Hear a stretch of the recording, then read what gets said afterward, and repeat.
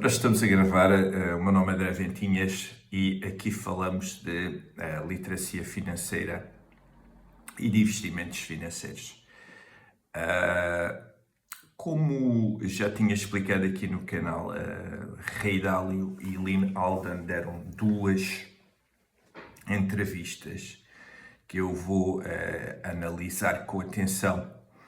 para depois, mais ao detalhe, poder então explicar alguns dos pormenores que estes dois autores que eu deduzo que talvez sejam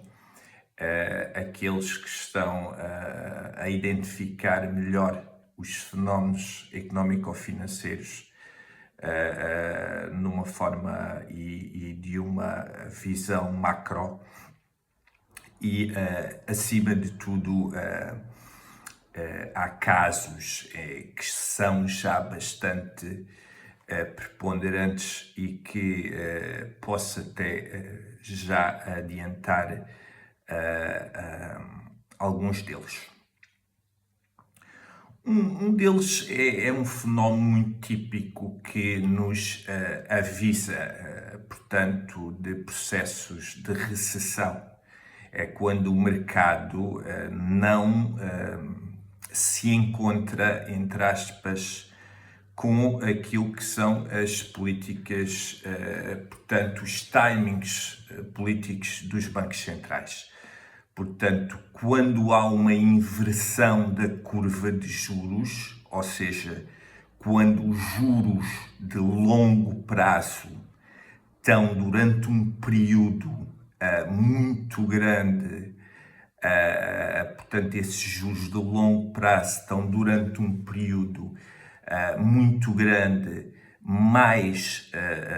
baixos do que os juros de curto prazo, o final da curva de juros dá-nos nesta correlação aqui negativa, dá-nos horizontes de um fenómeno que mais cedo ou mais tarde irá transpirar ao nível do mercado. Não é depois de a curva de juros voltar ao normal. O normal é nós, quando fazemos empréstimos de curto prazo, ser mais barato, ou seja, portanto, os juros ficarem mais caros e o preço, portanto, das obrigações também elas andarem, portanto, numa certa lógica alinhadas entre aquilo que é o curto e o longo prazo. Quando há uma inversão das yields, sobretudo da de 10 anos e da de 2 anos, portanto, há uma inversão da curva de juro e quando o juro fica mais, o juro longo é mais barato do que o juro curto, essa inversão da curva de juros dá-nos, portanto, indícios que algo está para transpirar. Ora, isto sucedeu na crise da dot-com em 2000, sucedeu em 2008, sucedeu na pandemia e voltou a suceder novamente e até durante cerca de, salvo erro, 18 meses, porque até foi mais tempo digamos que esta normalidade da inversão da curva durou mais tempo que aquilo que era normal e do que já tinha durado antes de outras recessões. Ora, normalmente depois da curva inverter novamente, mas esta inversão já se adequar na forma correta, ou seja, a curva de juros voltar ao seu funcionamento normal, em que o juro de longo prazo, que é um juro em que se toma mais risco, é um juro normalmente maior do que o de curto prazo, portanto, há retomada dessa normalidade e como os mercados precificam o futuro, esse transpirar de um evento de recessão não se dá logo no just in time, quando isto acontece, mas em cerca de meses, talvez até ano e meio, e nós já estamos com 18 meses, porque estamos a falar de juros de 2 anos e de juros de 10 anos, portanto estamos aqui num timing suficientemente alargado. Depois, quando o fenómeno transpira, há, digamos que, recessão. Mas recessão é sinónimo de oportunidade. Portanto, ainda há bem pouco tempo estive a fazer a minha pesquisa e, sem problema nenhum, não é aconselhamento financeiro. Atenção que este canal não é um canal de aconselhamento financeiro, mas posso-vos, sem problema nenhum, dizer que do tal cash que tinha guardado, cerca de 30% em cash com que estava para me precaver em algo que sabia que poderia suceder. Também sabia que à partida poderiam aparecer ações que começavam a ter descontos significativos e que poderiam ser oportunidades. Ora, a Microsoft para mim é um mote, portanto é uma empresa, o mote é um termo que o Warren Buffett utilizava para, portanto, definir empresas que têm uma vantagem competitiva bastante alargada. E a Microsoft, apesar de ter tido falhanços agora ao nível da IA, com o Gemini, a Microsoft continua uma empresa bastante robusta, é um mote, está, portanto, a nível de mercado, basicamente a funcionar naquilo que são todas as nossas máquinas e que é uma empresa que cada vez mais até a nível de licenciamento é uma empresa que está a apertar o cerco. Cuidado com algumas licenças que não são fidedignas, porque nesta era digital é mais fácil à Microsoft identificar o que é que tem certificação ou não tem, e depois quando ficamos sem os programas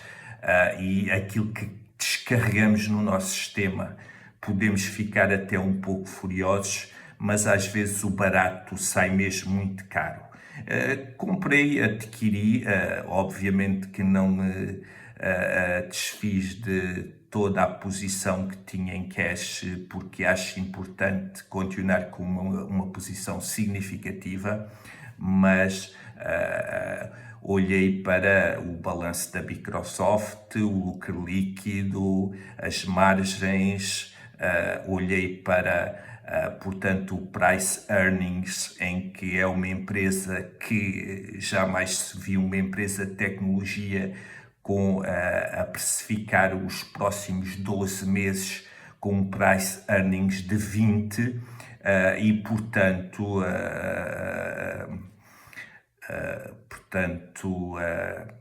comprei e adquiri a Microsoft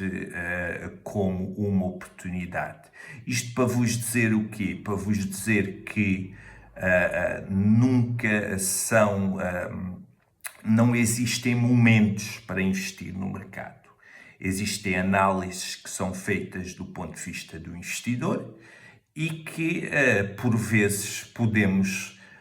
identificar boas oportunidades no mercado. E como John Bogle dizia, por vezes, se já consideramos boas oportunidades,